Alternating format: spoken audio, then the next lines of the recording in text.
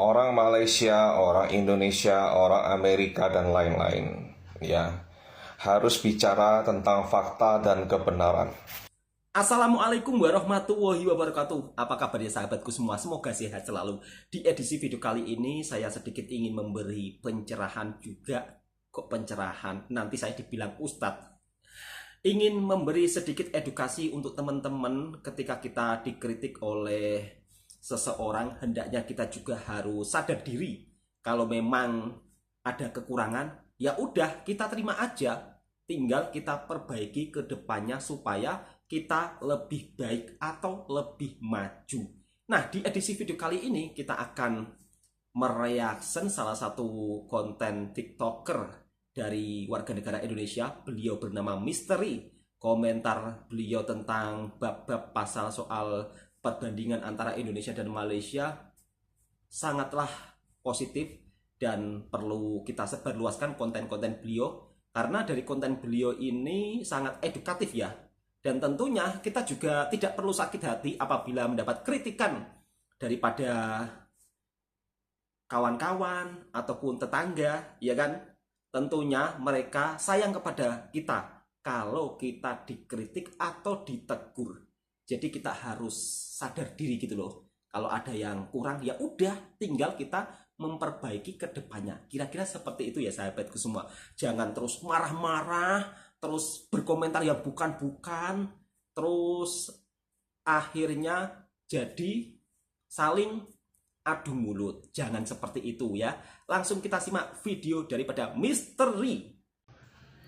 Terima kasih atas komentarnya. Konten ini saya buat untuk edukasi, diskusi, dan informasi, bukan untuk polemik ya atau memojokkan siapapun ya. Nah, orang Malaysia, orang Indonesia, orang Amerika, dan lain-lain ya harus bicara tentang fakta dan kebenaran ya. Kalau di negara sendiri banyak kekurangan, banyak hal-hal yang tidak baik ya, dan itu adalah fakta. Itu harus dibahas dan diperbaiki, bukan ditutup-tutupi, bukan mengkambing hitamkan negara lain atau mencari keburukan daripada negara lain ya. Setuju mas. Peribahasa berkata, buruk muka cermin jangan dibelah ya.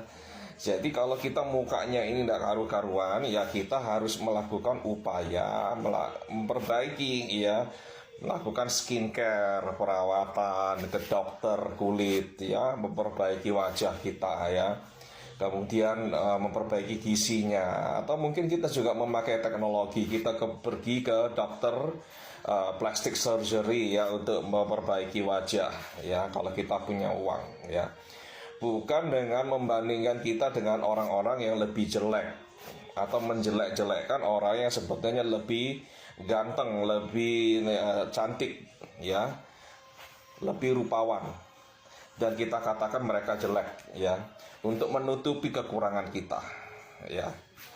Nah, orang-orang yang selalu menjelek-jelekkan Malaysia, warga Indonesia yang selalu menjelek-jelekkan Malaysia, itu mereka belum pernah ke Malaysia. Itu sudah pasti saya katakan, belum pernah ke Malaysia ya. Pasti mas. Dan kalau ada orang yang bekerja di Malaysia, menjadi migran di Malaysia, masih juga bercakap teruk tentang Malaysia, ya saya nggak tahu kenapa ya. Itu silahkan tanya sama dia ya. Jadi saya harapkan pekerja migran yang ada di Malaysia untuk tidak menjelek-jelekkan Malaysia. Cari makan di Malaysia, bekerja di Malaysia, bekerja baik-baik ya. Setuju mas. Kalau Malaysia begitu jeleknya ya pulang aja ke Indonesia begitu. Nggak boleh ya. Betul. Saya minta pekerja imigran dimanapun, Indonesia, di Jepang, di Korea, di Taiwan, Hong Kong, Singapura, Malaysia ya, jangan menjelek-jelekkan negara di tempat kamu bekerja.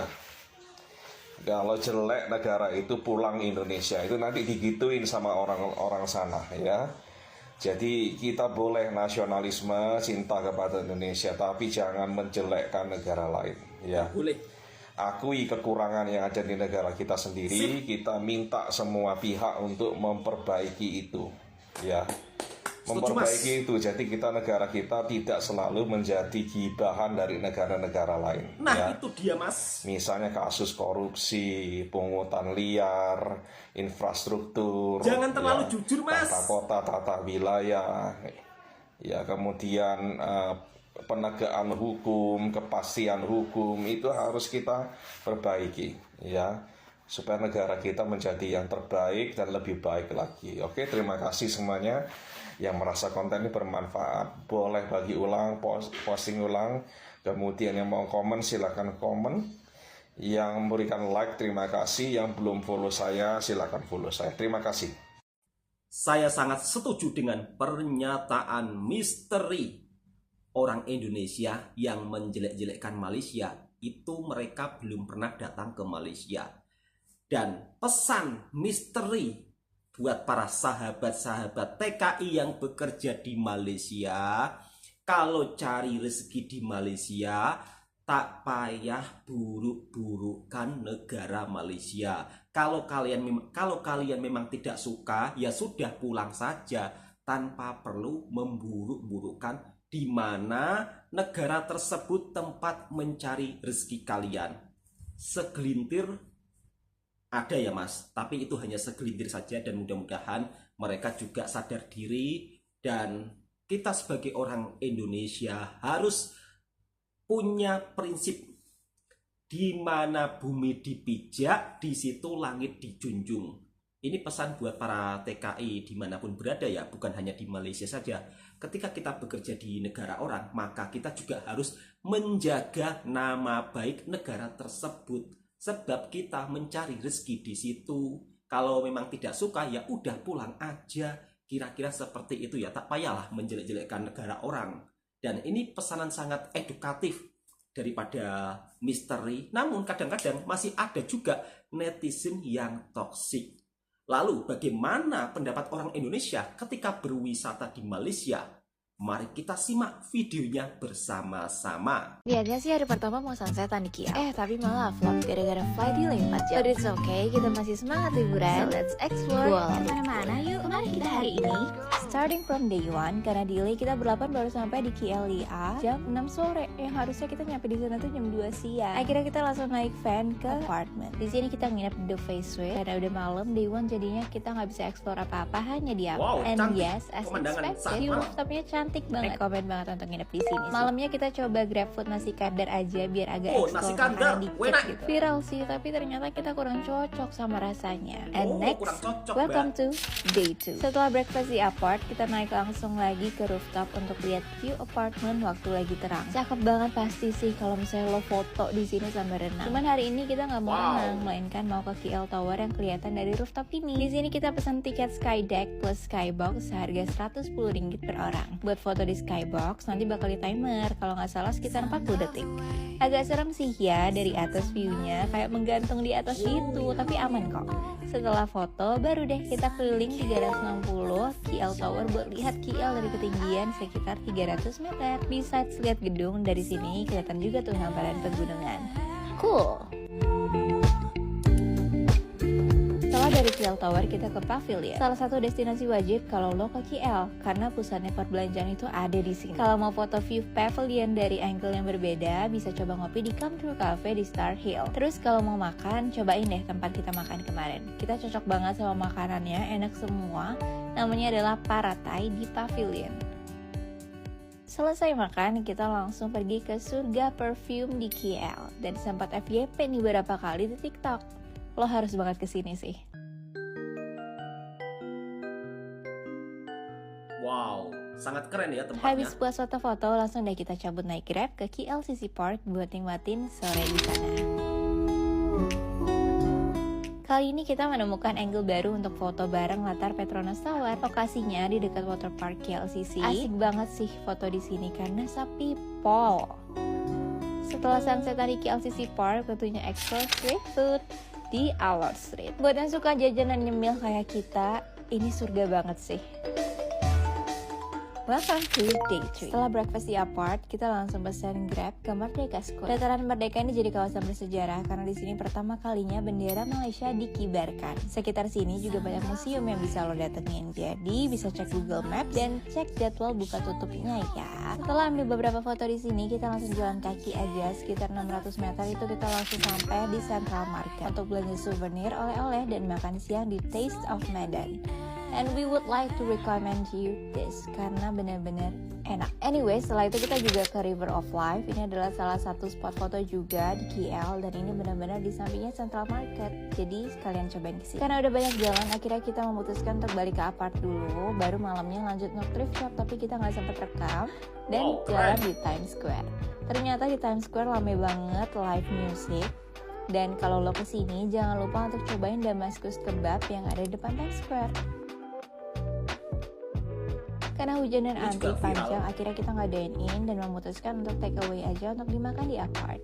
Overall, skornya adalah 8/10. And last day, kita fly jam 7 pagi ke Jakarta karena harus balik kerja, guys. Holiday is over, benar-benar short escape tapi nggak kalah seru. Kira-kira total dapat berapa destinasi ya kita kemarin di KL? Komen di bawah. Bahkan orang Jakarta saja liburannya di Kuala Lumpur. Dan mereka juga begitu sangat senang, nyaman dengan menikmati keindahan panorama kota yang begitu sangat memukau. Bab soal makanan mereka juga sangat suka.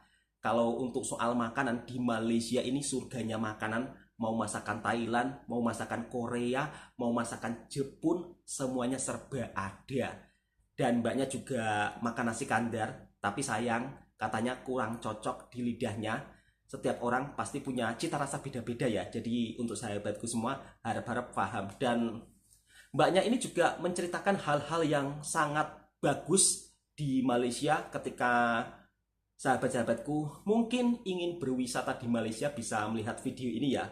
Tentang segi keindahan sudut kotanya seperti apa. Dan harga-harga tiketnya ketika ingin berselfie di menara. Harganya juga sudah dicantumkan oleh mbaknya. Bahkan banyak netizen yang berkomentar, rata-rata di FYP ku banyak orang Indonesia yang liburan di Kuala Lumpur. Ya memang kalau untuk liburan di Kuala Lumpur ini tiketnya itu terjangkau ya, atau tiketnya murah. Berbanding kalau kita mau pergi ke suatu daerah, ke daerah lain di Indonesia, harga tiketnya itu agak mahal. Berikut kita simak videonya. Nah, ini ada seorang teman yang komentar ya, orang Indonesia sepertinya ya. Viti, aku orang-orang Indonesia liburannya ke Kuala Lumpur. Ya memang kakak, karena harga tiket pesawat di dalam negeri itu luar biasa, tidak masuk di nalar. Contohnya ini ya, ini tiket untuk tanggal 1 Mei ya, 1 Mei itu harganya adalah Rp1.095.000 dengan Citylink dari Pulau Bali ke Lombok. Durasi penerbangan hanya 40 menit ya. 40 menit terbang itu 1 juta lebih ya. Masih lebih murah Surabaya Jakarta atau Jakarta Surabaya ya. Atau mungkin dari Bali ke Kuala Lumpur malah lebih murah ya. Jadi harga tiketnya ini sudah nggak masuk akal sama sekali ya. Dan ini ya saya herankan kenapa tidak banyak orang yang menyoroti betapa luar biasa nggak masuk akalnya harga tiket pesawat kita ya. Nah ini kita minta para influencer, terus pemangku bisnis wisata di Bali dan di banyak kota-kota di negara kita, juga para anggota DPR pusat maupun daerah untuk menyoroti harga tiket yang mahal ini ya. Ini sangat tidak wajar harganya, jadi harus disoroti ya. Nah, gimana kita mau liburan di dalam negeri kalau harga tiketnya di luar nalar seperti ini ya, terlalu mahal ya, nggak masuk akal itu. Nah, ya tapi gimana lagi, kita tidak punya kuasa untuk merubah ini ya, karena memang dugaannya adalah persaingan di dalam negeri memang nggak banyak, jadi perusahaan penerbangan yang ada boleh sesuka hati menentukan harganya ya, dan konsumen tidak ada pilihan lain mau naik pesawat atau naik kapal laut. Pilihannya itu aja, khususnya di luar Jawa, itu yang kasihan sekali. Kalau kita yang di Jawa itu bisa naik bus malam atau naik kereta api, pilihannya cukup banyak ya, kita alternatif cukup banyak ya. Naik bus malam juga nggak terlalu jelek karena adanya Tol Trans Jawa, itu perjalanan Surabaya-Jakarta kira-kira 10 sampai 12 jam sudah bisa sampai ya. Jadi kalau tiket pesawat mahal begini kita bisa naik kendaraan darat gitu. Nah teman-teman yang di luar pulau nih kasihan ya. Itu aja pendapat dari saya, tidak ada maksud apapun kecuali untuk edukasi, diskusi, dan informasi ya. Baru saja kita mendengarkan education daripada beliau, seorang TikToker Indonesia Misteri, bahwa harga tiket di Indonesia untuk masuk ke daerah lain itu agak cukup lumayan mahal ya. Ini menjadi faktor kenapa orang lebih suka liburan ke Malaysia, ke Thailand, ke Singapura. Mungkin karena harga tiket yang terlampau tinggi juga, sehingga kalau mau wisata ke daerah lain, misalnya harga tiketnya 2 juta, terus kalau ke Malaysia harga tiketnya cuma 1 juta. Mungkin orang juga akan melakukan perbandingan seperti itu. Dan mudah-mudahan harga tiket juga bisa lebih terkondusif ya. Dan tentunya untuk sahabat-sahabatku, baru saja kita menyimak antara informasi yang ada di Malaysia dan juga di Indonesia. Tidak usah saling menjelek-jelekan satu sama lain. Apalagi kita negara bertetangga, negara ASEAN. Harus saling bersatu padu, jangan saling menjelek-jelekkan satu sama lain. Orang Indonesia banyak liburan ke Malaysia, sebaliknya orang Malaysia juga banyak liburan ke Indonesia. Assalamualaikum warahmatullahi wabarakatuh.